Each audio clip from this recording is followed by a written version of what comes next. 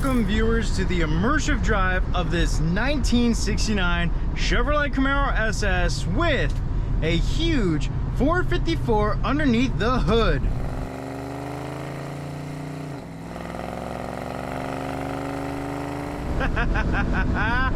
And boy oh boy, what a treat this classic is. As you can see, the interior is a stock 1969 Camaro. You have a beautiful horse grip shifter that is a 3-speed auto, and also some beautiful air conditioning for those hot summer days.